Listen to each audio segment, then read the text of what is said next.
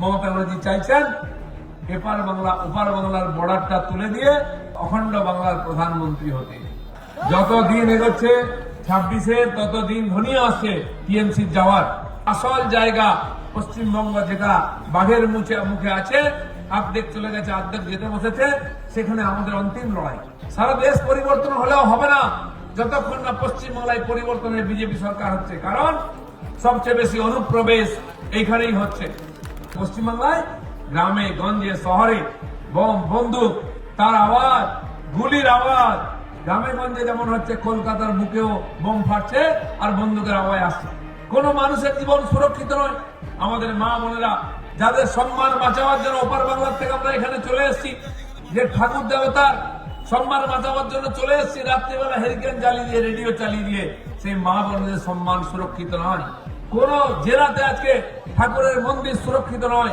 মন্দিরে চুরি করা হচ্ছে গয়না, মন্দিরে মূর্তি ভাঙা হচ্ছে, মন্দির ভাঙা হচ্ছে। দিনে রাতে দুর্গাপূজা, কালী পূজা বিসর্জন করতে গেলে ঝামেলা হচ্ছে। বাংলাদেশের কিছু অবস্থায় ভালো নাই আমরা। মমতা ব্যানার্জি চাইছেন এপার বাংলা ওপার বাংলার বর্ডারটা তুলে দিয়ে অখণ্ড বাংলার প্রধানমন্ত্রী হতে।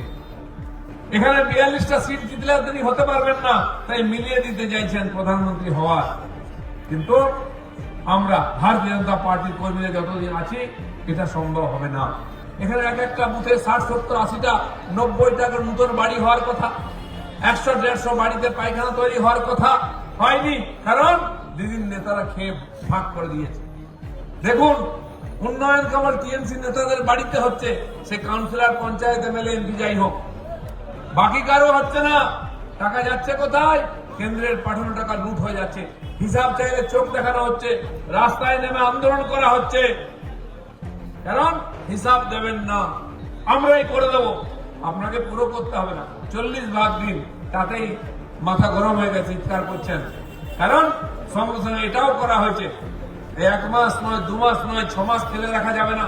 কাজ করার 7 দিনের মধ্যে তার অ্যাকাউন্টে টাকা দিতে হবে। এটা আইন হয়েছে, নাহলে সাসপেন্ড হবে অফিসাররা। দিদিমণিরা তো টাকা নিয়ে খাটাচ্ছেন ব্যাংকে, সুদে আর টাকা খাচ্ছেন। দেবেন কোত্থেকে? আপনার আমার টাকা পড়ে আছে ব্যাংকে, সুদ খাচ্ছে টিএমসি নেতারা। চুরি বন্ধ, সেই জন্য দিদিমণি চিৎকার চেঁচামেচি করছে। এদিকে ভুয়ো ভোটার চলে যাচ্ছে, এদিকে একসঙ্গে কাজের টাকা লুট হবে না, তাহলে বাড়ি গাড়ি ভুটানি হবে কি করে? ধীরে ধীরে টাইট হচ্ছে, তাই চিৎকার চেঁচামেচি বেশি হচ্ছে।